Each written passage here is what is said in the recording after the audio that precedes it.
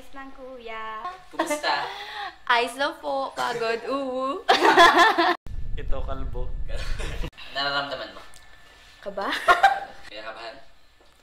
A little bit. Kinakabahan? Yes? Hindi ka dapat kabahan. Madali lang. I Dali promise. lang. Promise? Yes. So first question, how did it all started, the ministry itself? Yung group? Yes. Did it all started as a group ba? Yes. Pertaining to a group? For me, it all started with a decision. Parang nagsimula kami sa kinabigan. Nandun nakita natin yung commitment ng bawat isa, dedication, and then we decided na mabuo tayo bilang isang ministry group. And that's how we all started. Naging madali ba yun? Naging madali. Madali. Siguro, medyo. Mag-umpisa, oo, madali. Pero yung maintaining, keeping the group alive, yun yung pinakamahirap. Mahirap, pero masaya. Ito naman, sino mang nag-consult or nag-organize sa tingin mo? Siguro lahat. At tingin ko lang, halos lahat naman ay gumawa. A very big thanks talaga kay Kuya Carl, of course kay Pastor, and si Tito Ronnie. Isa talaga siya sa naging backbone ng group. Lahat ng mga tao from the families, the supporters, sponsors, hindi mabubuo ang grupo, hindi mo orchestrate, hindi mo organize kung wala mga tao ito. Nagkakonflict ka ba sa family mo? Not exactly. Hindi naman kuya. Pansin ko parang support din naman sila. Hindi. Yun ang aking pinagpapasalamat talaga kasi ako'y binigyan ng Panginoon ng napaka-supportive na family when it comes to ministry. Sobra!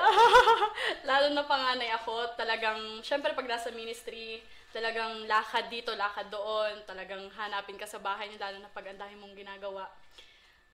This one is what is your most memorable moment sa grupo?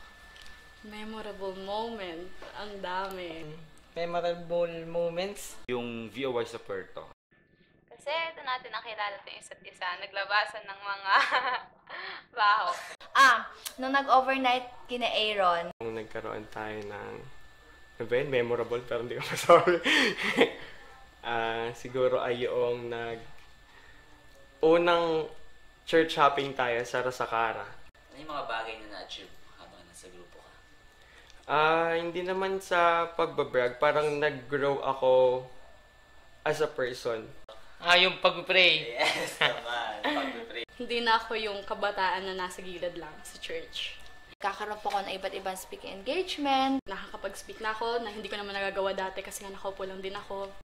Kaya mo nang gawin yung isang bagay na wala ka nang, hindi mo lang kailangan mag-hesitate kasi ang daming taong nagtitiwala sa'yo.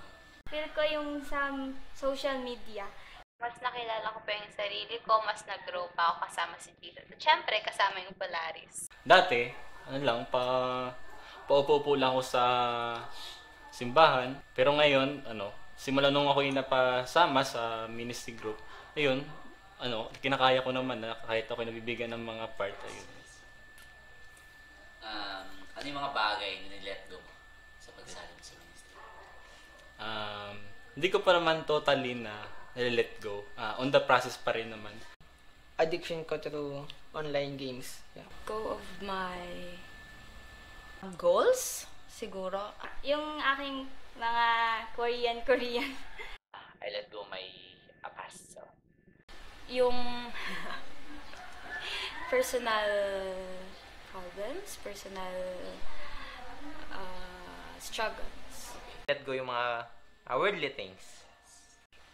Advice mo sa younger self mo bago pa man magsimula ang ministry? My advice na my younger self? Huwag mong sayangin yung oras mo. Kailangan mong gugulin yung mga natitira mong time sa mga makabuluhang bagay. Your advice would just do it because you are just going to do it. Gawin mo na.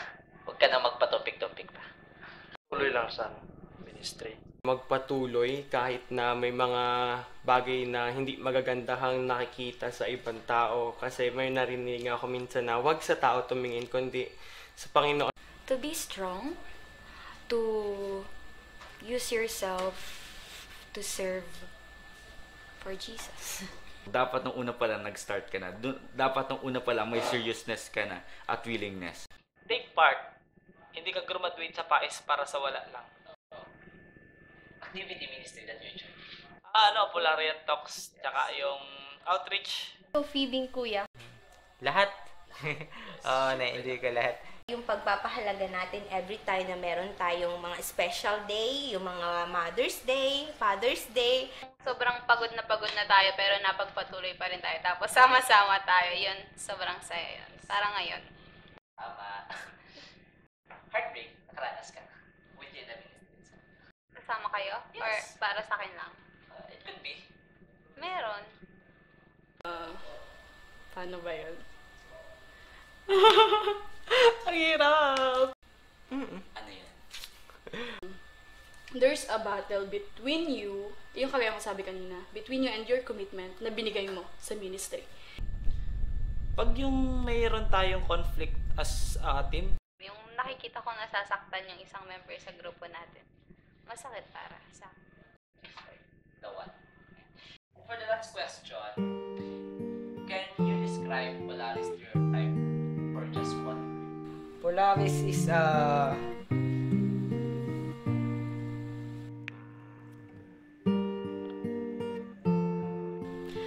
Polaris is a blessing. Family. Polaris is gift. A light to me. Is a compass to me. Polaris is a unique. Polaris is a rescuer for me. Polaris is God's leading. Polaris is love to me. Yes. Polaris is a life to me. Polaris is a family to me. Polaris is a home to me. Polaris is my home. Polaris is a second family to me. Polaris is a blessing to me. Talaga, Polaris is a blessing to me. Family to me. light. Just like our team. Yes. Both for different Light reasons. po talaga. That's our interview. Thank you, Ate Jo. Thank you!